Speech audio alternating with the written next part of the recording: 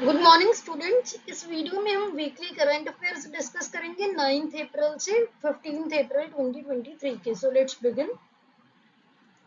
The first news is about largest joint military drills of Philippines and USA. So recently USA ने announce किया है कि वो Philippines को साउथ चाइना सी में डिफेंड करेगा। साउथ चाइना सी काफी टाइम से डिस्प्यूटेड एरिया है। दोनों ही कंट्रीज ने यानी कि फिलीपींस और यूएसए ने ये जो एक्सरसाइज है ये बेसिकली चाइना की जो ग्रोइंग असर्टिवनेस है, चाइना की जो ग्रोइंग पावर है साउथ चाइना सी में, उसके रिगार्डिंग उसके अगेंस्ट ये किया है। इसमें 18,000 के अराउंड सोल्जर्स पार्ट ले रहे हैं। जो ये एक्सरसाइज है इसका नाम है बलिकटन। सो बलिकटन एक्सरसाइज है, लेकिन अगर फिलिपिनो लैंग्वेज में बात करें तो बलिकटन को इस एक्सरसाइज को बोलते हैं शोल्डर टू शोल्डर। तो आपको दोनों चीजें याद रखनी है। और ये पहली बार हो रहा है कि इसमें लाइव फायर ड्रिल भी इंक्लूड की जाएगी साउथ चाइना सी में। तो ये सभी पॉइंट्स आपको याद रखने हैं। नेक्स्ट न्यूज इज अबाउट आम आदमी party. So recently election commission of India ने आपको नेशनल पार्टी की तरह रिकॉग्नाइज कर लिया है। सो किसी भी पार्टी को नेशनल पार्टी बनने के लिए कुछ क्राइटेरिया होते हैं, ये हम ऑलरेडी डिस्कस कर चुके हैं, तो मैं यहाँ पे रिपीट नहीं करूंगी। ईसीआई ने रिसेंटली आपको यानी कि आम आदमी पार्टी को नेशनल पार्टी स्टेटस ग्रांट कर दिया है। इसके साथ साथ आपको ये भी याद रखना है, अर्लियर 8 पार्टीज थी जो नेशनल पार्टीज का जिनको स्टेटस मिला हुआ था, और 9th हो गई आप। लेकिन अब ये 9 से कम होकर 6 रह गई हैं, क्योंकि 3 पार्टीज ने अपना नेशनल स्टेटस खो दिया है। कौन कौन सी पार्टीज ने? तृणमूल कांग्रेस यानी कि टीएमसी, नेशनलिस्ट कांग्रेस पार्टी यानी कि एनसीपी, और कम्युनिस्ट पार्टी ऑफ इंडिया यानी कि सीपीआई। तो अब टोटल 6 नेशनल पार्टीज हैं इंडिया में। कौन कौन सी है? बीजेपी, कांग्रेस, बीएसपी यानी कि बहुजन समाज पार्टी, सीपीआई-एम, और नेशनल पीपल्स पार्टी और आप। तो आपको ये सभी याद रखना है, आपके पॉलिटी का काफी इंपॉर्टेंट पार्ट है। अगर आपको ये चीज नहीं याद कि किसी भी पार्टी को नेशनल पार्टी या स्टेट पार्टी बनने के लिए क्या क्राइटेरिया होता है, तो आप उसको रिवाइज कीजिए अपनी बुक्स में या फिर हमारी प्रीवियस वीडियो से। So next news is about गज उत्सव एंड प्रोजेक्ट एलिफेंट। सबसे पहले हम बात करते हैं गज उत्सव 2023 की। So recently our honourable president Droupadi Murmu ji ने गज उत्सव का इनॉग्रेशन किया है, उद्घाटन किया है। कहाँ पर? असम के काजीरंगा नेशनल पार्क में। इसकी जो सेलिब्रेशन है वो प्रोजेक्ट एलिफेंट के 30 साल कंप्लीट होने के सेलिब्रेशन के साथ सिंक्रोनाइज कर दी है। जो प्रोजेक्ट एलिफेंट है 1992 में स्टार्ट हुआ था for the protection and conservation of elephants. So अब बात करते हैं गज उत्सव की। जो गज उत्सव है इसका भी एम है एलिफेंट कंजर्वेशन को प्रमोट करना, उनके हैबिटेट यानी कि जहां पर वो रहते हैं उसको प्रोटेक्ट करना, और ह्यूमन एलिफेंट कन्फ्लिक्ट को प्रिवेंट करना, उसको बचाना। इसके साथ साथ गज उत्सव में ये भी इंश्योर किया गया है कि जो कैप्टिव एलिफेंट्स है, कैप्टिव एलिफेंट्स होते हैं कि जो आप रखते हो उसको पकड़ के किसी भी, जैसे आप जू में हो गए, जू में किसी ने एलिफेंट रखे हुए हैं, तो जो कैप्टिव एलिफेंट्स होते हैं उनकी वेलफेयर को भी इंश्योर करना इंडिया में। ये जो फेस्टिवल है ये असम में क्यों? क्योंकि एक तो जो काजीरंगा नेशनल पार्क है ये एक वर्ल्ड हेरिटेज साइट है। इसके साथ साथ जो असम है यहाँ पर एलिफेंट्स की इंडिया में सेकंड लार्जेस्ट पॉपुलेशन है। इंडिया में सबसे ज्यादा जो एलिफेंट्स है वो है कर्नाटका में, और सेकंड नंबर पर है असम में। तो आपको ये फैक्ट्स भी याद रखने हैं। अब बात कर लेते हैं हम प्रोजेक्ट एलिफेंट के कुछ मेन पॉइंट्स के बारे में। सो जो प्रोजेक्ट एलिफेंट है ये एक सेंट्रली स्पॉन्सर्ड स्कीम है जो कि 1992 में लॉन्च हुई थी। बेसिकली क्यों ये, इसका क्या एम था? एलिफेंट्स को प्रोटेक्ट करना और उनके हैबिटेट्स को प्रोटेक्ट करना। इसमें फाइनेंशियल और टेक्निकल सपोर्ट दी गई थी वाइल्ड लाइफ मैनेजमेंट एफर्ट्स को जो स्टेट्स करती हैं, ताकि वो अपने जो वाइल्ड एशियन एलिफेंट्स हैं उनकी फ्री रेंजिंग पॉपुलेशन को प्रोटेक्ट कर सके। इसके साथ साथ जो एलिफेंट्स हैं उनका सर्वाइवल बढ़ा सके, यानी कि वो लंबे टाइम तक सर्वाइव कर सके अपने नेचुरल हैबिटेट्स में, बाय प्रोटेक्टिंग देम, उनके हैबिटेट्स को प्रोटेक्ट करके। और जो उनका माइग्रेशन कॉरिडोर्स होते हैं, माइग्रेशन कॉरिडोर्स क्या होते हैं? जैसे एक हाथी मान लो एक जंगल में है, वो माइग्रेट होकर अगर किसी और जंगल में उसकी जाने की संभावना है या किसी कॉरिडोर में, तो उसको भी इसके साथ साथ प्रोटेक्ट किया जाएगा।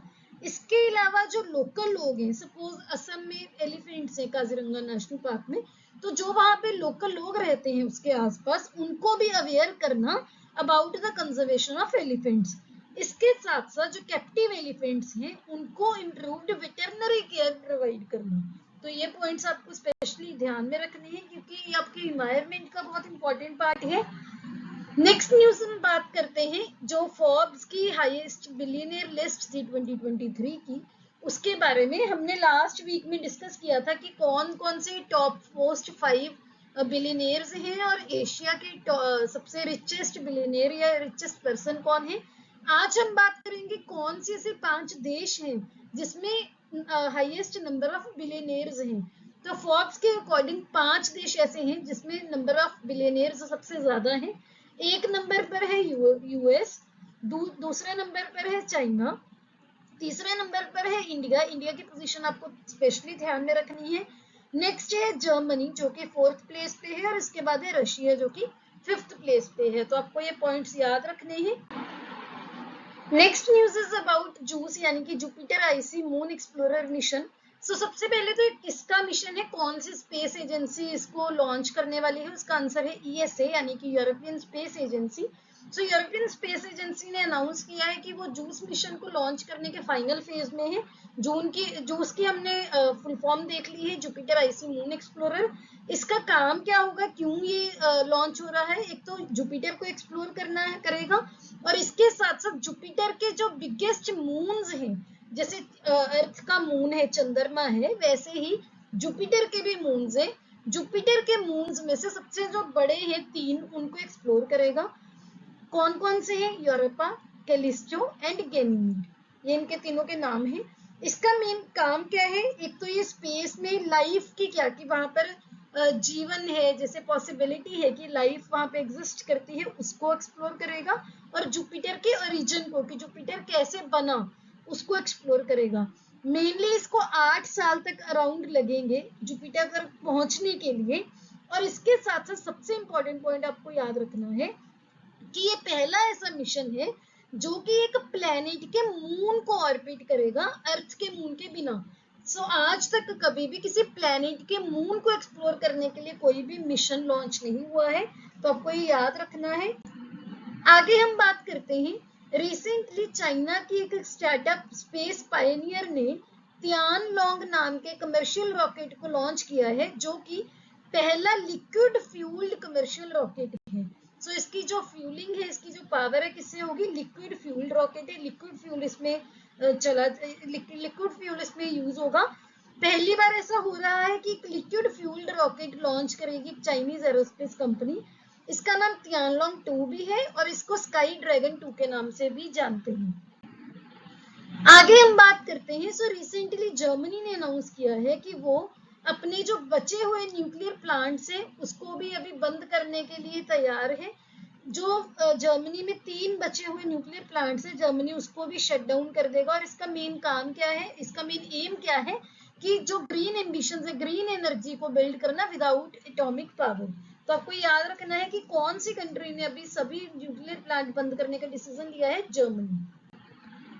आगे हम बात करते हैं रकून स्टीलर की। सो रकून स्टीलर एक मालवेयर है जो कि एक इंफॉर्मेशन स्टीलिंग मालवेयर है।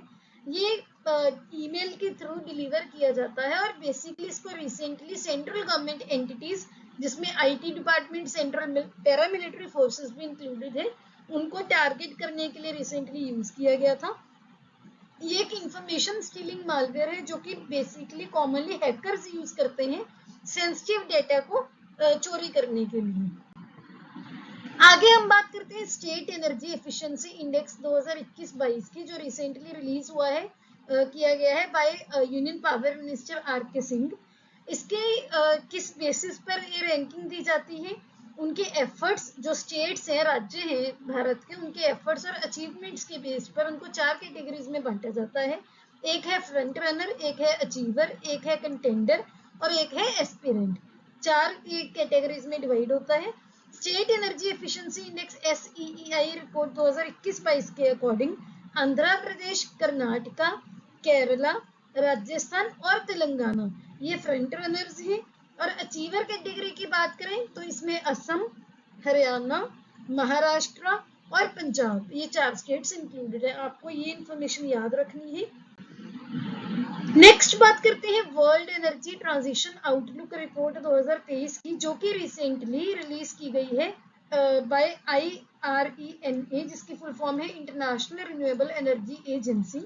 इसका काम, इसने रिसेंटली इस रिपोर्ट में क्या बताया है कि जो ग्लोबल एनर्जी ट्रांजिशन है अभी भी ट्रैक पर नहीं है, कि हम जो ग्लोबल टेम्परेचर का इंक्रीज है, कि जो ग्लोबल टेम्परेचर बढ़ रहा है उसको हम 1.5 डिग्री सेल्सियस तक ही उस पाथवे को मेंटेन कर सकें। इस रिपोर्ट के अकॉर्डिंग अगर हमने 1.5 डिग्री सेल्सियस टेम्परेचर इंक्रीज तक सरवाइव करना है, तो जो हम रिन्यूएबल एनर्जी वहां अभी प्रोड्यूस करते हैं तो उसको 3000 गीगावाट से इंक्रीज कर 10,000 गीगावाट तक लेके जाना पड़ेगा 2030 तक, और एनुअली यानी कि हर साल ऑन एन एवरेज 1000 गीगावाट हमें इंक्रीज करना पड़ेगा। आगे हम बात करते हैं। So recently our honourable prime minister Modi ji ने टाइगर सेंसस फिगर्स रिलीज की हैं। सो जो टाइगर सेंसस है हमारी कंट्री का काफी इंपॉर्टेंट ये एक डेटा है। सो प्राइम मिनिस्टर ने एक प्रोग्राम इनॉग्रेट किया है जिसका नाम है commemoration of 50 years of project tiger. कहाँ पर? कर्नाटक के मैसूरू में प्रोजेक्ट टाइगर के 50 साल की कमेमोरेशन। इसके साथ साथ एक इंटरनेशनल बिग कैट्स अलायंस भी लॉन्च की है। इसमें होगा क्या, जो वर्ल्ड की मेजर 7 कैट्स हैं, कौन कौन सी? Tiger, lions, leopards, snow leopard, pumas, jaguar and cheetah, इनकी कंजर्वेशन पे काम किया जाएगा। इसके साथ साथ आपको ये भी याद रखना है कि इंडिया में सिर्फ 5 कैट्स ही मिलती हैं। और honourable prime minister Narendra Modi ने एक रिलीज की है figures 5th cycle of India के टाइगर सेंसस की, यानी कि 5th टाइगर सेंसस की। उन्होंने ये बोला है कि टाइगर्स का नंबर इंडिया में एक बार फिर से इंक्रीज हो गया है, और इंक्रीज होकर 3167 तक पहुंच गया है और 2022 तक, और इसका इंक्रीज हुआ है अराउंड 200 टाइगर बढ़े हैं। अगर परसेंटेज में देखें तो 6.7% इंक्रीज हुआ है पिछले 4 साल में। जो टाइगर सेंसस है 4 साल बाद ये रिलीज किया जाता है। आगे हम बात करते हैं नासा की। सो नासा ने रिसेंटली एक टेम्पो नाम का इंस्ट्रूमेंट लॉन्च किया है, जो कि एक high resolution air quality control instrument है। ये जो नासा ने किसके साथ कोलैबोरेशन में किया है? स्पेसएक्स रॉकेट के साथ। सो यूएस की स्पेस एजेंसी नासा ने एक एयर क्वालिटी मॉनिटर जिसका नाम है टेम्पो, वो इसको लॉन्च किया है इन कोलैबोरेशन विद स्पेसएक्स, जो कि इलॉन मस्क की कंपनी है। टेम्पो की फुल फॉर्म क्या है? Tropospheric emission monitoring of pollution instrument. ये एक पहला स्पेस बेस्ड इंस्ट्रूमेंट है जो कि एयर क्वालिटी को मॉनिटर करेगा over north America hourly during the day time, यानी कि घंटे के बेसिस पर ये एयर क्वालिटी को मॉनिटर करेगा डे टाइम में। तो आपको ये याद रखना है। आगे हम बात करते हैं, एक recently 3D printed cryogenic engine की टेस्टिंग हुई है। वो किसने की है? एक स्काई रूट एरोस्पेस नाम की कंपनी है जिसने 3D printed Dhawan 2 cryogenic engine की टेस्टिंग की है अराउंड 200 सेकेंड्स के लिए। इस कंपनी ने इंजन को डेवलप किया है फॉर इट्स हेवियर व्हीकल जिसका नाम है विक्रम 2।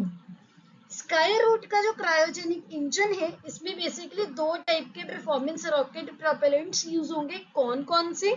एक तो है लिक्विफाइड नेचुरल गैस यानी कि LNG, और दूसरा है LOX यानी कि लिक्विड ऑक्सीजन। इन दोनों को ही क्रायोजेनिक टेम्परेचर चाहिए, स्टोरेज के लिए भी और ऑपरेशन के लिए भी। क्रायोजेनिक टेम्परेचर क्या होता है? बहुत कम टेम्परेचर, यानी कि बिलो -150 डिग्री सेल्सियस। तो आपको ये याद रखना है। आगे हम बात करते हैं, रिसेंटली दुनिया का पहला वल्चर कंजर्वेशन सेंटर खोला गया है। कहां पर? इंडिया के यूपी में, और टू बी पर्टिकुलर यूपी के महाराजगंज डिस्ट्रिक्ट में। सो ये एक्सक्लूसिवली एशियन किंग वल्चर की कंजर्वेशन के लिए खोला गया है, जो कि एक क्रिटिकली इंडेंजर्ड स्पीशीज है और जिसको वाइल्ड लाइफ प्रोटेक्शन एक्ट के अंडर प्रोटेक्ट भी किया जाता है। इसका जो नाम है Jatayu conservation and breeding centre है। यहाँ पर पिक्चर भी देख सकते हैं, ये होते हैं वल्चर्स जिसको आप जटायु बोलते हो हिंदी में। नेक्स्ट हम बात करते हैं Our honorable president Droupadi Murmu ji has become third president जिन्होंने recently सुखोई फाइटर जेट में एक सॉर्टी फ्लाई किया है. So जो honourable prime minister Droupadi Murmu ji हैं, ये ओवरऑल तीसरी ऐसी प्रेसिडेंट बनी है जो जिन्होंने सुखोई फाइटर जेट पर फ्लाई किया है. लेकिन वमेन प्रेसिडेंट की बात करें तो ये सेकंड वमेन प्रेसिडेंट बनी है आफ्टर प्रतिभा पाटिल जी, जिन्होंने फाइटर एयरक्राफ्ट में फ्लाई किया है. फाइटर एयरक्राफ्ट का नाम क्या है? Sukhoi 30 MKI. और ये जो इन्होंने ये फ्लाई किया है, ये किया है असम के तेजपुर एयरफोर्स स्टेशन पर. लेकिन अगर हम फॉर्मल प्रेसिडेंट प्रतिभा पाटिल जी की बात करें, उन्होंने पुणे एयरफोर्स बेस से फ्लाई किया था.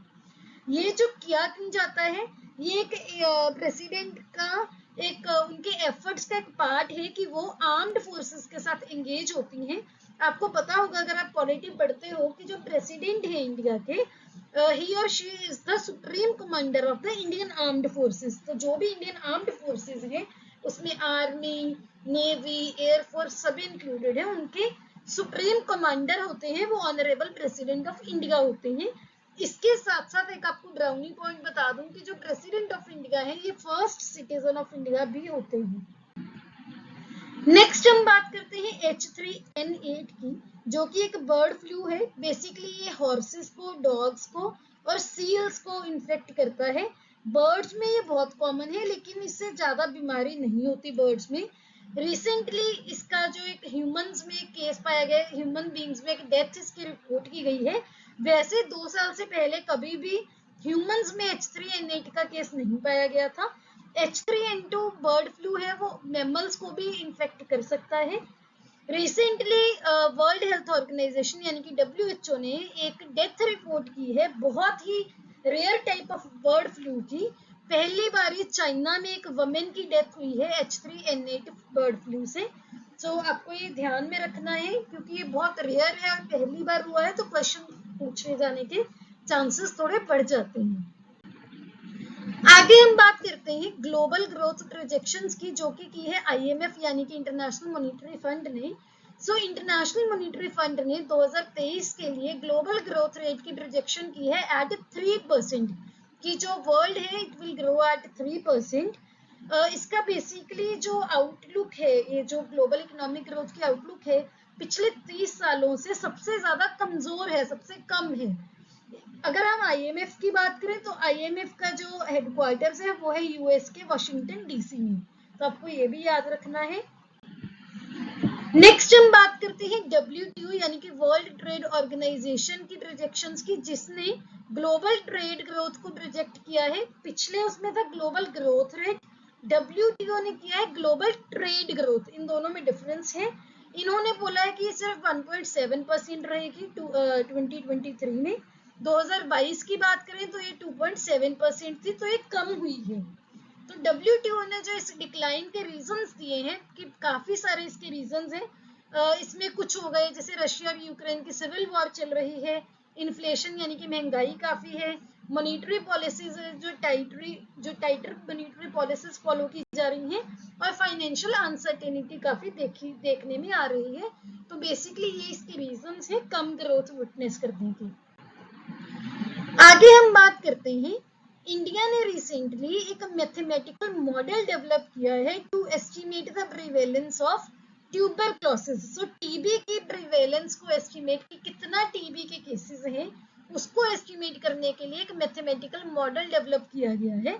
और ऐसा करने वाली भारत पहला देश बन गया है पूरी दुनिया में जिन्होंने एक मैथमेटिकल मॉडल डेवलप किया है टीबी के केसेस के लिए. इस मॉडल के अंदर क्या किया जाएगा, टीबी की इंसिडेंस और मॉर्टेलिटी यानी कि टीबी की वजह से जो डेथ्स होती हैं उसका डेटा यूज करके जो भी इसमें रिसर्च की जाएगी. और ये डेटा है हर साल ये मार्च में अवेलेबल किया जाएगा इंडिया के लिए.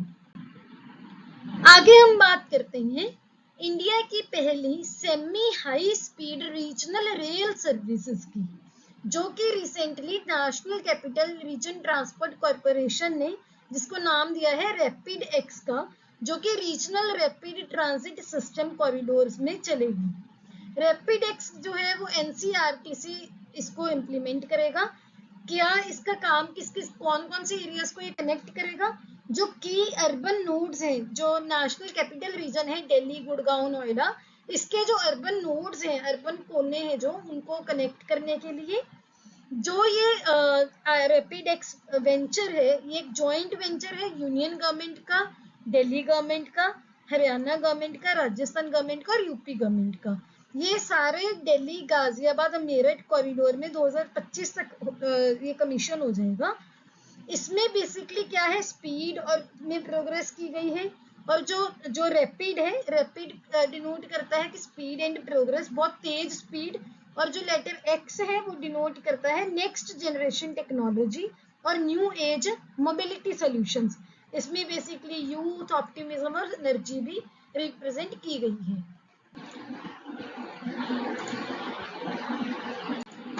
नेक्स्ट हम बात करते हैं इंडियन स्पेस पॉलिसी 2023 की। So recently cabinet committee on security ने इंडियन स्पेस पॉलिसी 2023 अप्रूव की है।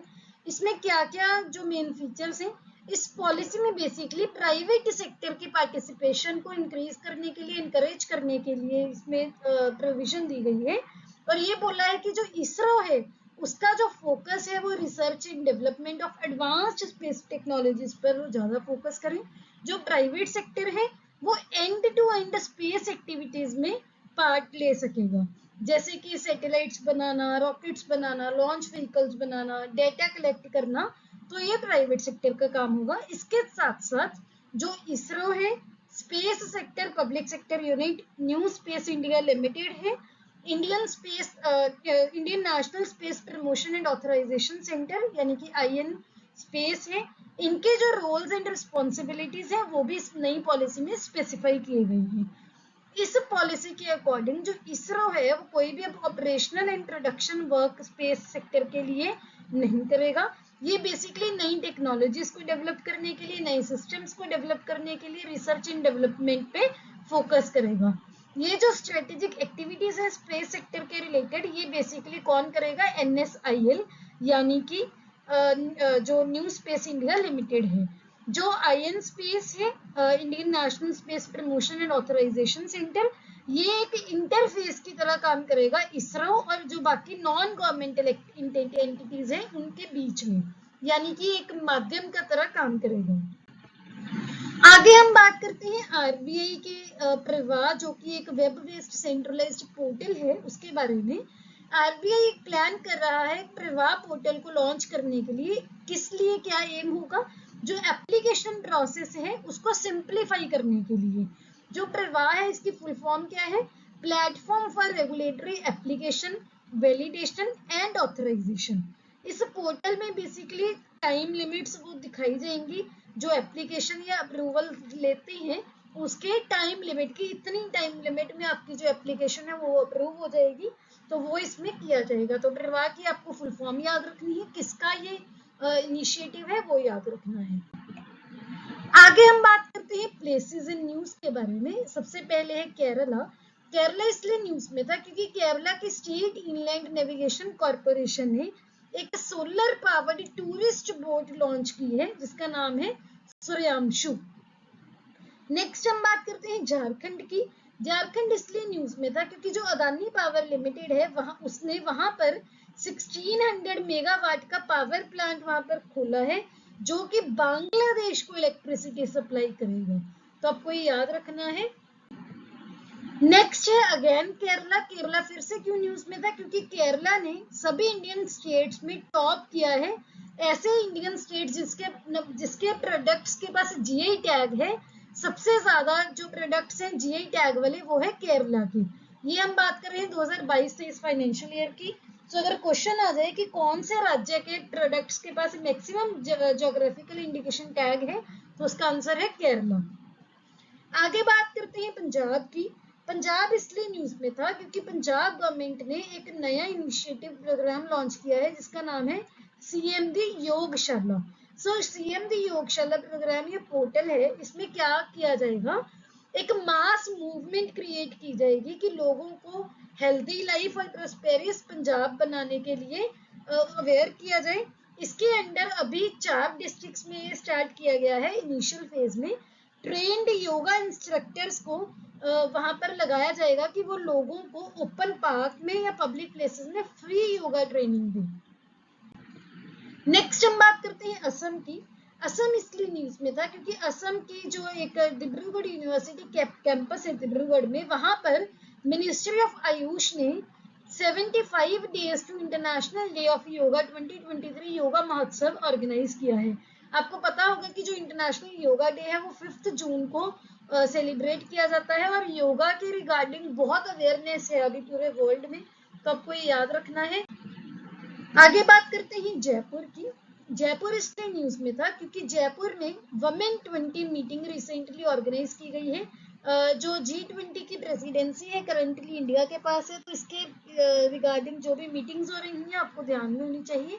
इसमें बेसिकली जेंडर इक्वलिटी और वमेन एम्पावरमेंट के रिलेटेड जो भी डिस्कशंस की गई हैं।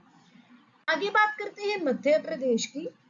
मध्य प्रदेश इसलिए न्यूज में था क्योंकि मध्य प्रदेश की गवर्नमेंट ने रिसेंटली ट्रांसजेंडर कम्युनिटी को ओबीसी लिस्ट में ऐड कर दिया है। जो ट्रांसजेंडर कम्युनिटी है, अब इसको ओबीसी लिस्ट में इंक्लूड करने की वजह से जो रिजर्वेशन का बेनिफिट ओबीसी को मिलता है, इनको भी गवर्नमेंट स्टेट गवर्नमेंट की रिक्रूटमेंट में वो बेनिफिट मिलेगा। आगे बात करते हैं कोलकाता की। कोलकाता इसलिए न्यूज में था क्योंकि जो कोलकाता मेट्रो है ये अभी हावड़ा पहुंच गई है कोलकाता से थ्रू अ रिवर टनल। पहली बार ये इंडिया में हुआ है कि एक मेट्रो रिवर टनल के थ्रू जो डिस्टेंस उसने कवर किया है। इसमें अभी के लिए फिलहाल ऑफिसर्स और इंजीनियर्स थे और जो ये टनल है ये हुगली रिवर के क्रॉस बनाई गई है। तो अगर आपको क्वेश्चन ऐसे आ जाए कि हुगली नदी कौन से स्टेट में है, तो रीजन है आंसर है वेस्ट बंगाल। नेक्स्ट बात करते हैं महाराष्ट्र की। महाराष्ट्र इसलिए न्यूज में था क्योंकि महाराष्ट्र की स्टेट गवर्नमेंट ने रिसेंटली 28 मई को, जो कि विनायक दामोदर सावरकर जी की बर्थ एनिवर्सरी होती है, उस दिन को स्वतंत्रता वीर गौरव दिवस मनाने का डिक्लेरेशन की है। इसमें इसका एम क्या है कि जो सावरकर जी की कंट्रीब्यूशन थी भारत की आजादी के मूवमेंट में, उनकी जो आइडियोलॉजी थी, उनके कैंपेन्स थे, उसके बारे में उसको हाईलाइट किया जाए और जो उन्होंने अनटचेबल छुआछूत के को खत्म करने के लिए काम किया था। अब अगर बात करेंगे विनायक दामोदर सावरकर जी कौन थे, बहुत ब्रीफ में हम बात करेंगे। ये एक इंडियन फ्रीडम फाइटर थे जिन्होंने भारत की आजादी के लिए बहुत पार्टिसिपेट किया है। एक राइटर थे, एक पॉलिटिशियन भी थे जिन्होंने भारत की इंडिपेंडेंस स्ट्रगल में काफी काम किया है। आगे बात करते हैं अंडमान एंड निकोबार की। भारत की ओनली यानी कि सिर्फ यही एक ट्राई सर्विस ज्वाइंट यूनिट है जो कि अंडमान एंड निकोबार कमांड है, उसने अंडमान एंड निकोबार आइलैंड में एक ज्वाइंट मिलिट्री एक्सरसाइज कंडक्ट की है।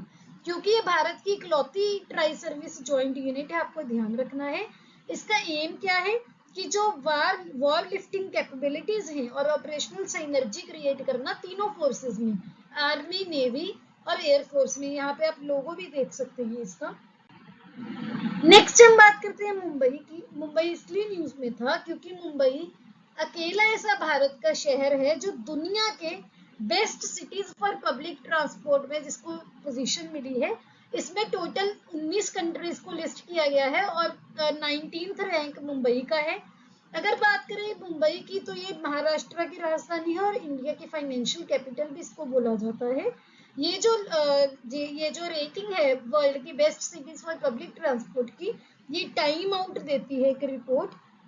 ये टाइम आउट की जो वर्ल्ड बेस्ट सिटी है, पूरे दुनिया की जो टॉप मोस्ट सिटी है, वो है जर्मनी की बर्लिन, और जो सेकंड पोजीशन है वो मिली है चेक रिपब्लिक की प्राग को, और थर्ड पर है जापान की टोक्यो। आगे हम बात करते हैं बिहार की। बिहार इसलिए न्यूज में था क्योंकि बिहार का एक वहां पर मिर्चा या मार्चा चावल होते हैं, उनको ज्योग्राफिकल इंडिकेशन टैग मिला है।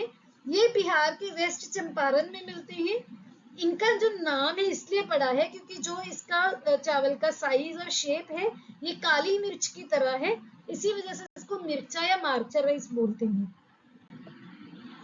अब बात करते हैं मध्य प्रदेश की गोंड पेंटिंग्स की जिसको जीआई टैग मिला है। रिसेंटली भारत के 33 प्रोडक्ट्स को जीआई टैग मिला है जिसके रिगार्डिंग हमने शॉर्ट वीडियो भी बनाई थी। ये जो गोंड पेंटिंग्स है, ये एक hand printed unique style art है जो कि गॉड्स को, गॉडेसेस को, यानी कि देवता देवियों को, नेचर को, कुदरत को, पेड़ों को, चंद्रमा को, सूरज, इन सभी को एक यूनिक स्टाइल में रिप्रेजेंट करता है। ये गोंड ट्राइब का एक वहां से ओरिजिनेट हुआ है और Gond one of the largest tribal groups है पूरी दुनिया के। आगे हम बात करते हैं मध्य प्रदेश के सीहोर के शरबती वीट की। जो शरबती गेहूं, ये शरबती वीट है जिसको गोल्डन ग्रेन भी बोला जाता है, इसको जीआई टैग मिला है। शरबती वैरायटी है जो कनक की या गेहूं की, ये थोड़ी सी मीठी होती है। आप नाम से भी देख पा रहे, शरबती मतलब थोड़ा मीठा होगा टेस्ट में, बाकी गेहूं की वैरायटीज के कंपेरेटिव। मध्य प्रदेश के और कौन कौन से प्रोडक्ट्स हैं जिनको जीआई टैग मिला है? एक तो वहां पर है राउट आयरन क्राफ्ट जो कि डिंडोरी से है, बटिक प्रिंट है उज्जैन का, हैंडमेड कारपेट्स हैं ग्वालियर के, और जो जबलपुर है वहां का स्टोन क्राफ्ट और बेड़ा घाट, और साथ ही साथ हैंडलूम साड़ीज और वारासियोनी के कपड़ा, ये सभी को भी जीआई टैग मिला है। आपको पता होगा, हम पहले भी डिस्कस कर चुके हैं कि जो प्रोडक्ट्स को जीआई टैग मिलता है, जैसे सपोज आप बोल सकते हो कि जैसे हैंडमेड कारपेट है ग्वालियर के जिनको जीआई टैग मिला है, तो किसी और रीजन के हैंडमेड कारपेट को आप ग्वालियर के हैंडमेड कारपेट के नाम से बेच नहीं सकते। आगे बात कर लेते हैं हम तमिलनाडु के कुंभम ग्रेप्स की। जो कुंभम ग्रेप्स है, अंगूर है, इनको ज्योग्राफिकल इंडिकेशन टैग मिला है। इनका जो नाम है कुंभम पनीर थ्राचई भी इसको बोलते हैं, जो कि एक ग्रेप्स की वैरायटी है। कुंभम वैली में ये ग्रो होते हैं जो कि तमिलनाडु के वेस्टर्न घाट्स में सिचुएटेड है। अब बात कर लेते हैं लद्दाख की वुड कार्विंग्स की। इसको भी जीआई टैग मिला है। इसको लद्दाख की शिंग्स कॉस भी बोला जाता है, और ये लद्दाख की यूनियन टेरिटरी से पहला ऐसा हैंडीक्राफ्ट है जिसको जीआई टैग मिला है by the Department of Promotion of Industry and Internal Trade, which lies under the Ministry of Commerce and Industry. Ladakh की जो वुड कार्विंग है, ये एक एस्थेटिकली वाइब्रेंट यानी कि बहुत सुंदर आर्ट है लद्दाख रीजन की, और इसको बहुत हाई डिमांड है इसकी पूरी दुनिया में। स्पेशली हम बात करें बुद्धिस्ट कंट्रीज में, अगर आपको पता होगा जो लद्दाख है वहां पर भी बुद्धिस्ट कल्चर बहुत प्रोमिनेंट है, तो बुद्धिस्ट कंट्रीज में इस वुड कार्विंग की बहुत इसकी डिमांड है रिलीजियस कल्चर और स्पिरिचुअल पर्पसेस के लिए। नेक्स्ट हम बात करते हैं बेंगलुरु की। बेंगलुरु इसलिए न्यूज में था क्योंकि बेंगलुरु में जल्दी ही भारत का पहला, इंडिया का पहला पोस्ट ऑफिस कंस्ट्रक्ट किया जाएगा यूजिंग 3D प्रिंटिंग टेक्नोलॉजी। आगे बात करते हैं मुंबई की। मुंबई में एप्पल जो आईफोन की कंपनी है, आईफोन मेकर है, उन्होंने अपनी पहला कंपनी ओन्ड स्टोर अनाउंस किया है जो कि मुंबई में पहली बार ओपन होगा। ये भारत का पहला स्टोर होगा। आगे बात कर लेते हैं त्रिपुरा की, जो कि एक नॉर्थ ईस्ट राज्य है, स्टेट है। सेंटर ने त्रिपुरा को नॉर्थ ईस्ट में बेस्ट स्टेट अनाउंस किया है इन ई प्रोक्योरमेंट। ई प्रोक्योरमेंट होता है जो आप इंटरनेट की हेल्प से कुछ भी प्रोक्योर करते हो। नेक्स्ट बात करते हैं यूपी यानी कि उत्तर प्रदेश की। यहाँ पे एक सेंचुरी है जिसका नाम है सुहेलवा सेंचुरी। वहां पर पहली बार टाइगर का एक फोटोग्राफिक प्रूफ मिला है। इस रिपोर्ट के अकॉर्डिंग जो रिसेंटली टाइगर सेंसस जो रिलीज हुआ है, उस रिपोर्ट के according Suhelwa wild life sanctuary एक न्यू एरिया है जहां पर टाइगर का फोटोग्राफिक एविडेंस यानी कि वहां पर इसका सबूत मिला है कि वहां पर टाइगर हो सकते हैं। ये पहली बार हुआ है। तो आपको क्वेश्चन सीधा ऐसे भी आ सकता है कि Suhelwa wild life sanctuary Bharat के कौन से राज्य में है। नेक्स्ट है अरुणाचल प्रदेश। अरुणाचल प्रदेश इसलिए न्यूज में था कि जो नेशनल टाइगर कंजर्वेशन अथॉरिटी है, NTCA, उन्होंने अनाउंस किया है कि अरुणाचल प्रदेश की दिबांग वाइल्ड लाइफ सेंचुरी को जल्दी ही टाइगर रिजर्व की तरह अनाउंस कर दिया जाएगा। इस अनाउंसमेंट से वहां की जो ट्राइब है, इडू मिशमी ट्राइब, उसमें बहुत अनरेस्ट यानी कि वो प्रोटेस्ट कर रहे हैं क्योंकि उनको लगता है कि अगर ये टाइगर सेंचुरी बनाएगा तो वो जो जंगलों में उनको एक्सेस है वो उनका इंटरप्ट होगा, अफेक्ट होगा। आगे बात करते हैं हिमाचल प्रदेश की। हिमाचल प्रदेश इसलिए न्यूज में था क्योंकि हिमाचल प्रदेश ने एक नया प्रोजेक्ट लॉन्च किया है जिसका नाम है संजीवनी। इसका मेन एम क्या है कि जो लाइफ स्टॉक है, जो जानवर है, उनको क्वालिटी ट्रीटमेंट प्रोवाइड किया जाए एक टाइम बाउंड मैनर में। एक टाइम फिक्स होगा कि इतने टाइम में आपके लाइफ स्टॉक को ट्रीटमेंट मिलेगा। इससे क्या होगा, जो किसान है उनके जो पैसे हैं वो भी बच सकते हैं क्योंकि उनको अदरवाइज कहीं और लेके जाना पड़ता है क्वालिटी मेडिसिन अवेलेबल करवाने के लिए। नेक्स्ट है नॉर्थ कोरिया। नॉर्थ कोरिया इसलिए न्यूज में था क्योंकि नॉर्थ कोरिया ने क्लेम किया है कि उन्होंने पहला एक नई टाइप का अंडर वाटर ड्रोन को टेस्ट किया है जो कि न्यूक्लियर वॉरहेड कैरी करने के कैपेबल है, जो कि एक न्यूक्लियर वॉरहेड को कैरी कर सकता है। इसका नाम है hello 2 unmanned under water nuclear attack boat, जो कि वहां के कोरियन सेंट्रल न्यूज एजेंसी ने अनाउंस किया है कि ड्रोन इसको टेस्टिंग की है। आगे हम बात करते हैं, रिसेंटली इंडिया और भूटान ने अनाउंस किया है कि वो जल्दी ही पहला दोनों का इंटीग्रेटेड चेक पोस्ट अनाउंस करेंगे, सेटअप करेंगे। ये जो पहला इंटीग्रेटेड चेक पोस्ट है ये बॉर्डर के अलोंग जाएगांव और फुनशोलिंग इस एरिया के अराउंड इंस्टॉल किया जाएगा। नेक्स्ट बात करते हैं चाइना की। सो चाइना इसलिए न्यूज में था क्योंकि चाइनीज मिलिट्री ने रिसेंटली एक 3 दिन की मिलिट्री ड्रिल वहां पर कंडक्ट की है जिसका नाम है ऑपरेशन ज्वाइंट स्वॉर्ड, जो कि ताइवान आइलैंड के अराउंड हुआ है। फॉर जो कि इसका काम क्या है कि जो ताइवान है उसको एनसर्कल करना। जैसे सपोज ये ताइवान है, इसको चाइना ऐसे एनसर्कल करेगा क्योंकि चाइना काफी टाइम से बोल रहा है कि ताइवान चाइना का पार्ट है। उसी इनके काम, इसके मिशन का कि ताइवान को अपने अंडर कैप्चर करना, उसी का ये पार्ट है ऑपरेशन ज्वाइंट स्वॉर्ड। नेक्स्ट है ग्रीस। ग्रीस इसलिए न्यूज में था क्योंकि एक इंटरनेशनल एक्सरसाइज जिसका नाम है इनियोकॉस 2023 वो ग्रीस में होने वाली है, जहां पर दुनिया के सबसे खतरनाक फाइटर जेट्स को इंक्लूड किया जाएगा। इसमें बहुत सारी कंट्रीज पार्टिसिपेट करेंगे। हम मेनली बात करते हैं, मेन है India, Greece, America, France, Italy, Jordan, Saudi Arabia, Slovenia, Cyprus, Spain.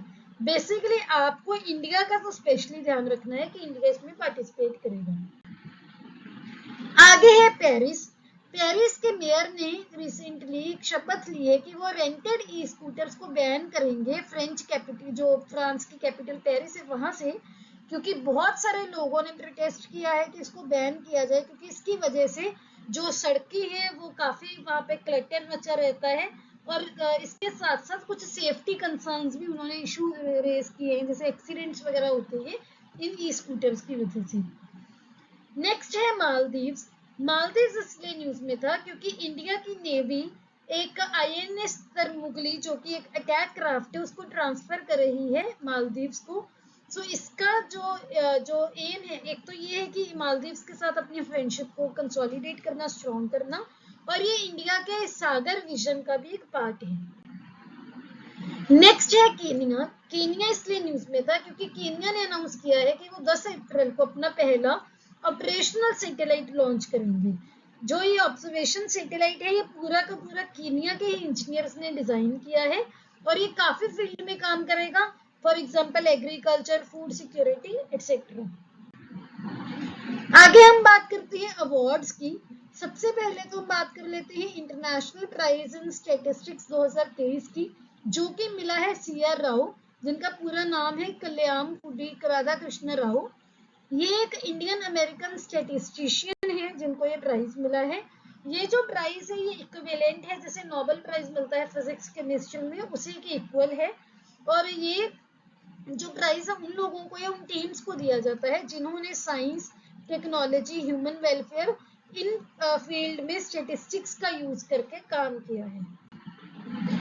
आगे हम बात कर लेते हैं डॉक्टर नित्या अब्राहम की, जो कि यंग, बहुत सबसे यंग इंडियन अमेरिकन फिजिशियन है जिनको urologist of the year award मिला है by the American urological association. ये उनकी पिक्चर भी यहाँ पर आपको दिख रही है। आगे हम बात करते हैं order of the white eagle, जो कि पोलैंड का हाईएस्ट अवार्ड है। ये किसको मिला है रिसेंटली? यूक्रेन के प्रेसिडेंट वोलोदिमीर ज़ेलेंस्की को। सो यूक्रेन और रशिया सिविल वॉर की वजह से काफी न्यूज में है, तो आपको याद रखना है ये क्यों उनको दिया है, क्योंकि उन्होंने बहुत ही एक्सेप्शनल, बहुत ही जैसे करेज दिखाया है अपनी कंट्री को सिक्योरिटी प्रोवाइड करने के लिए, रेजिलियंस प्रोवाइड की, ह्यूमन राइट्स को प्रोटेक्ट करने के लिए।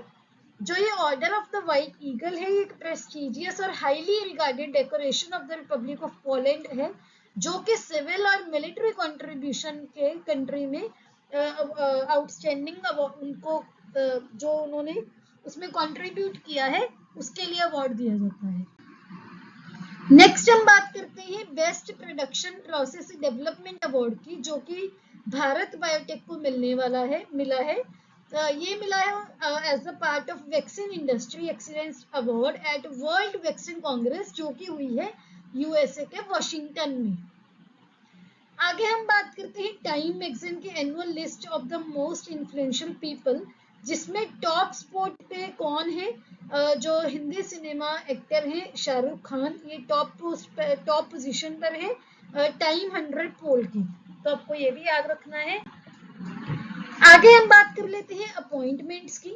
सबसे पहले तो है जो union of European football association है यूईएफए, उनके प्रेसिडेंट बनाए गए हैं अलेक्जेंडर कैफरिन, जी पहले भी इसके प्रेसिडेंट रह गए हैं, ये री इलेक्ट हुए हैं और ये अब 2027 तक प्रेसिडेंट रहेंगे।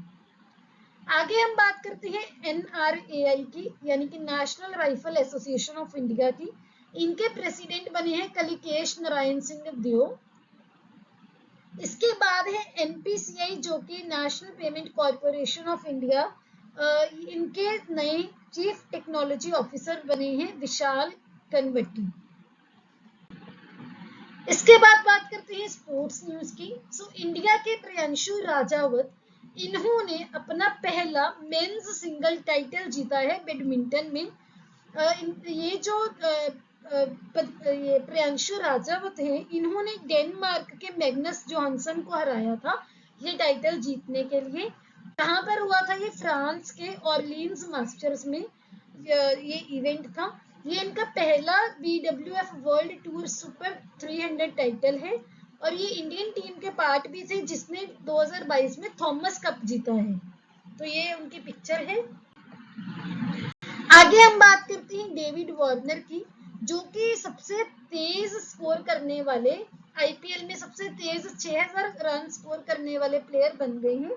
ये वैसे ऑस्ट्रेलिया के प्लेयर हैं, लेकिन हम आईपीएल की बात करें तो ये दिल्ली कैपिटल्स की साइड से खेलते हैं। ये इनकी पिक्चर आपको दिख रही है। नेक्स्ट बात कर लेते हैं, रिसेंटली सऊदी अरेबिया ने एक फ्लैग रिसीव किया है, क्योंकि Saudi Arabia federation equestrian international world cup host करने वाला है 2024 का। ये जो सऊदी अरेबिया ये फाइनल्स होस्ट करेगा, कहाँ पर करेगा? रियाद में 2024 अप्रैल में, और ये पहली बार हो रहा है कि FEI का इवेंट मिडिल ईस्ट में होगा। ये एक एनुअल इंटरनेशनल कंपटीशन है जो वर्ल्ड के बेस्ट शो जंपिंग हॉर्सेस और जो राइडर्स होते हैं घोड़े और जो उनको चलाते हैं घुड़सवार आप बोलते हो राइडर्स को, उनमें होता है। आगे हम बात करते हैं अर्जेंटीना की, जो कि फीफा रैंकिंग्स 2023 के अकॉर्डिंग नंबर 1 फुटबॉल टीम बन गई है दुनिया में। फीफा ने रिसेंटली एक रैंकिंग रिलीज की है जो टॉप मोस्ट कंट्रीज है। ये 6 सालों में पहली बार फीफा ने ये रैंकिंग्स रिलीज की है। टॉप 5 टीम्स कौन कौन सी हैं? अर्जेंटीना, फ्रांस, ब्राजील, बेल्जियम और इंग्लैंड। ये आप देख भी सकते हो, अर्जेंटीना, फ्रांस, ब्राजील, बेल्जियम और इंग्लैंड। आगे बात कर लेते हैं इंडियन ग्रैंड मास्टर जो चेस में के प्लेयर हैं, ग्रैंड मास्टर हैं डी गुकेश। उन्होंने recently world rapid champion Nodirbek जो कि उज्बेकिस्तान के प्लेयर हैं, उनको हराकर वर्ल्ड चेस आर्मागेडॉन एशिया और ओशियाना इवेंट में जीत हासिल की है, जो कि जर्मनी के बर्लिन में हुआ था। आगे हम बात करते हैं निशा दहिया की, जो कि इंडियन रेसलर हैं। इन्होंने रिसेंटली सिल्वर मेडल लिया है एशियन रेसलिंग चैंपियनशिप 2023 में, जो कि कजाकिस्तान के अस्ताना में हुई थी, और उनको ये अवार्ड मिला है 68 किलोग्राम कैटेगरी में। इसके बाद बात करते हैं एशियन हॉकी मेंस चैंपियनशिप की, जो कि इस बार चेन्नई होस्ट करेगा, और चेन्नई इसको 15 साल बाद होस्ट करने वाला है। नेक्स्ट हम बात करते हैं फीफा ने रिसेंटली पेरू को विदड्रॉ कर लिया है कि पेरू 2023 का under 17 mains world cup host नहीं कर सकता, क्योंकि फीफा के अकॉर्डिंग पेरू इसके लिए रेडी नहीं है कि पेरू 24 टीम की टूर्नामेंट होस्ट करे। पेरू एक साउथ अमेरिकन कंट्री है। आगे हम बात करते हैं किम कॉटन की, जो कि एक अंपायर है, क्रिकेट की अंपायर न्यूजीलैंड की। ये पहली वमेन ऑन फील्ड अंपायर बनी है, जो कि full member men's T20 inning match में एज अंपायर का वो रोल प्ले करेंगी। ये जो मैच है न्यूजीलैंड और श्रीलंका में होगा, श्रीलंका की टीम्स के बीच होगा, और ये मैच होगा न्यूजीलैंड के ड्यूनडेन में। नेक्स्ट हम बात करते हैं इंडिया के रेसलर अंतिम पंगाल।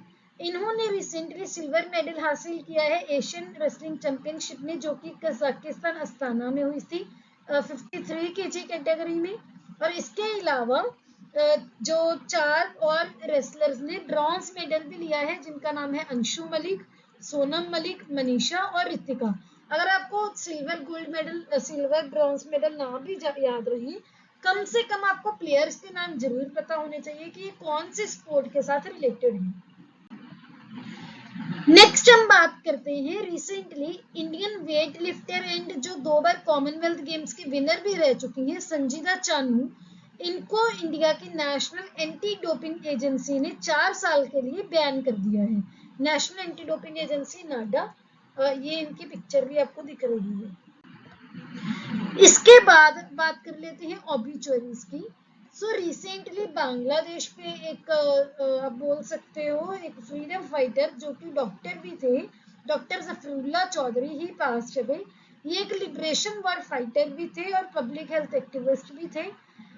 इन्होंने रेमन मैग्सेसे अवार्ड भी इनको मिला हुआ था कम्युनिटी लीडरशिप कैटेगरी में 1985 में, और 1992 में इनको राइट लाइवलीहुड प्राइज भी मिला था for his outstanding work in the public health sector. ये उनकी पिक्चर आपको दिख रही है, और इन्होंने 1971 की वॉर में पार्टिसिपेट करने के लिए अपनी मेडिकल प्रैक्टिस वो गिव अप कर दी। आगे बात कर लेते हैं शॉर्ट लाइनर्स की या मिसलेनियस न्यूज की। सो रिसेंटली सुप्रीम कोर्ट ने एक पैनल बनाया है to oversee the degree verification of advocates, और इनके हेड होंगे जस्टिस BS चौहान। इसके बाद हम बात करते हैं रिसेंटली गवर्नमेंट ने एक चेंजेस इंप्लीमेंट करने के लिए डिसीजन लिया है, जो कि किरित पारिक कमेटी ने रिकमेंड किए थे in relation to domestic natural gas का प्राइसिंग मॉडल।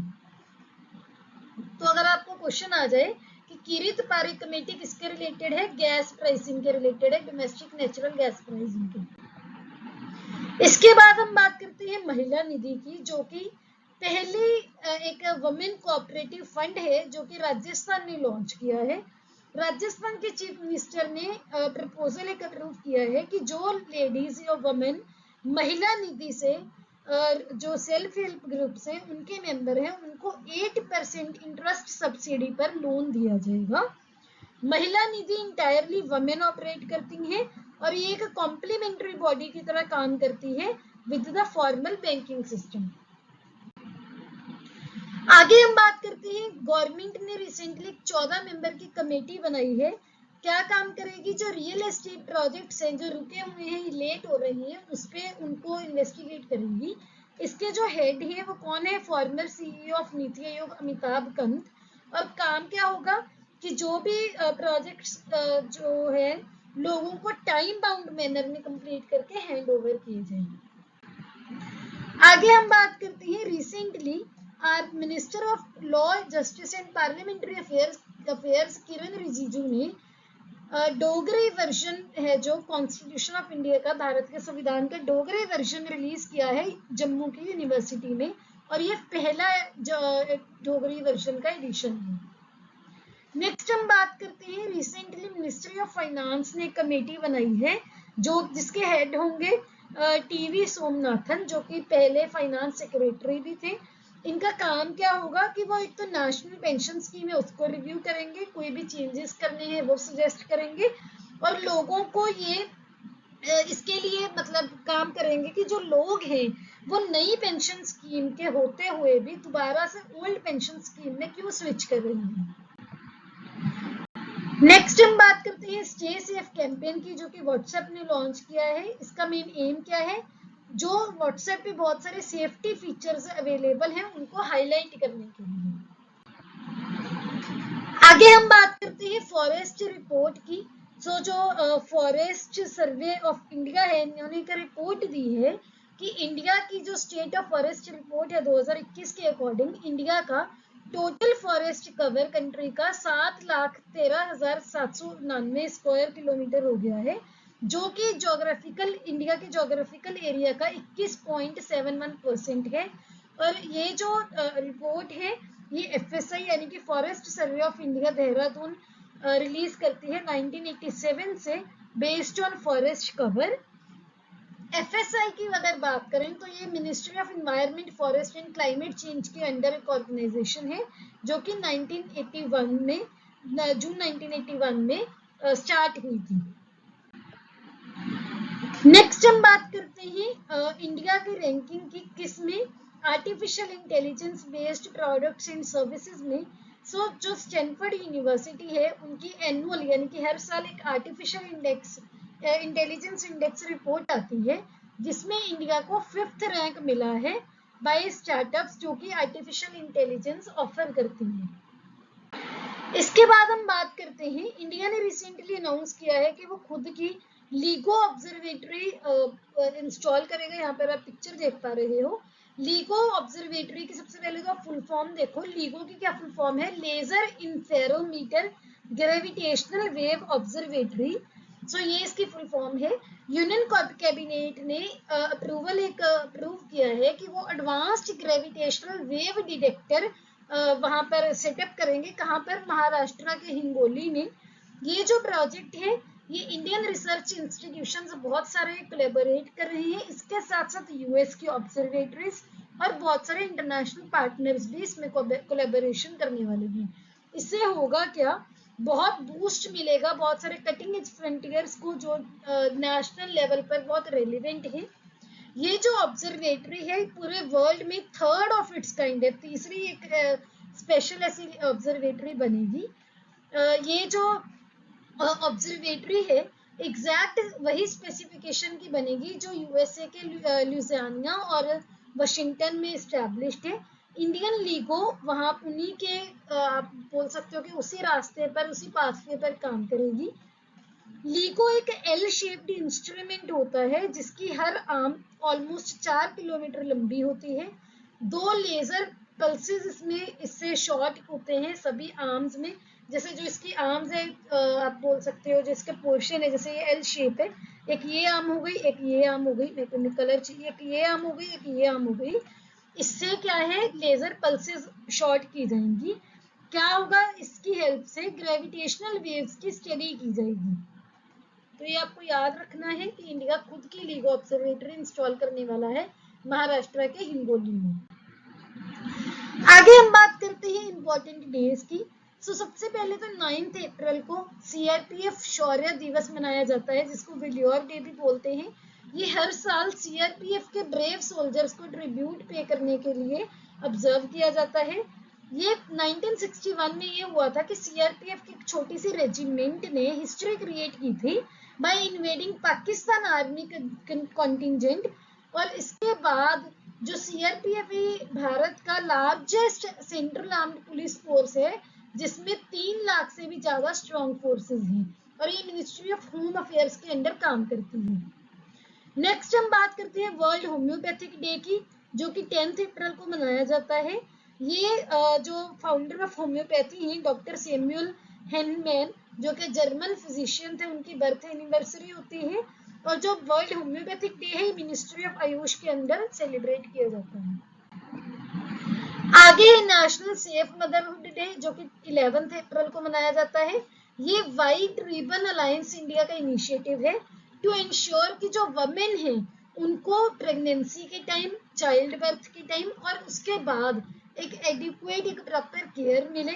WHO के स्टैटिस्टिक्स के अकॉर्डिंग हर दिन डेली 830 वमेन मरती हैं कि जो डेथ हम इन्फेक्शन से बचा सकते हैं उसकी वजह से। तो इसी वजह से इसकी अवेयरनेस के लिए नेशनल सेफ मदरहुड डे मनाया जाता है। 11 अप्रैल को वर्ल्ड पार्किंसन डे भी होता है, जो कि पार्किंसन डिजीज के बारे में अवेयरनेस रेज करने के लिए मनाया जाता है। पार्किंसन डिजीज एक नर्वस सिस्टम डिसऑर्डर है जो कि ब्रेन को अफेक्ट करती है, जिससे मसल्स की जो कोऑर्डिनेशन मूवमेंट है वो अफेक्ट होती है। और बेसिकली क्या, जैसे आप देखते होंगे बहुत सारे लोग जिसके हाथ कांपते होते हैं, तो वो बेसिकली इसी की वजह से होती है। 2023 का इसका जो थीम है वो है #Take6 for PD, जिसका क्या इंडिकेशन है, क्या मतलब है कि जो पार्किंसन डिजीज से इफेक्टेड लोग हैं उनको हर 6 मिनट में उनका डायग्नोसिस हो सके। इस दिन ब्रिटिश साइंटिस्ट, उनका बर्थडे भी होता है, जिनका नाम है डॉक्टर जेम्स पार्किंसन। और ये पहले ऐसे इंसान थे जिन्होंने 6 इंडिविजुअल्स को सिस्टमेटिकली डिस्क्राइब किया था कि इनको ये पार्किंसन नाम की बीमारी है 1817 में। नेक्स्ट है अम्बेडकर जयंती या फिर भीम जयंती, जो कि 14 अप्रैल को मनाई जाती है। ये बाबा साहेब डॉक्टर भीमराव अम्बेडकर जी की बर्थ एनिवर्सरी होती है। इनको इंडियन कॉन्स्टिट्यूशन यानी कि भारत के संविधान का फादर भी बोला जाता है। ये ड्राफ्टिंग कमेटी के चेयरमैन भी थे कॉन्स्टिट्यूएंट असेंबली के। और ये भारत के जो इंडिपेंडेंट इंडिया था उनके पहले लॉ एंड जस्टिस मिनिस्टर भी थे। 14 अप्रैल को भारत में बहुत सारी जगह अलग अलग नाम से फेस्टिवल मनाया जाता है। पंजाब में बैसाखी मनाया जाता है। असम के लोग इसको रंगाली बिहू या फिर बोहाग बिहू के नाम से मनाते हैं। वेस्ट बंगाल के इसको नववर्ष के रूप में मनाते हैं। बिहार में इसको विशाख के रूप में मनाया जाता है, जिसमें सन गॉड को ऑनर किया जाता है, सूर्य को। केरला में इसको विशु और के नाम से मनाया जाता है। तमिलनाडु में पुथांडू के नाम से इसको मनाया जाता है। इसके अलावा जो सिख कम्युनिटी है उनके लिए भी ये बहुत बड़ा दिन होता है। और ये बेसिकली इस दिन क्या होता है कि जो किसान हैं वो थैंक्स गिविंग की तरह इसको मनाते हैं, क्योंकि इस टाइम जो रबी फसलें हैं जैसे कि गेहूं हो गई, इनकी बम्पर प्रोडक्शन होती है, हार्वेस्टिंग होती है, उसी के रिगार्डिंग ये थैंक्स गिविंग के एज अ थैंक्स गिविंग ये त्योहार मनाए जाते हैं। अगर आपको इसकी बिल्कुल फ्री ऑफ कॉस्ट PDF चाहिए, हमारे टेलीग्राम चैनल पर मिल जाएगी। ये उसका यूजर नेम है। ये हमारे और सोशल मीडिया हैंडल है, आप हमें यहाँ पर भी फॉलो कर सकते हैं। अगर आपको ये वीडियो अच्छी लगी हो, please hit the like button. Don't forget to subscribe to my channel. See you in the next video. Have a nice day.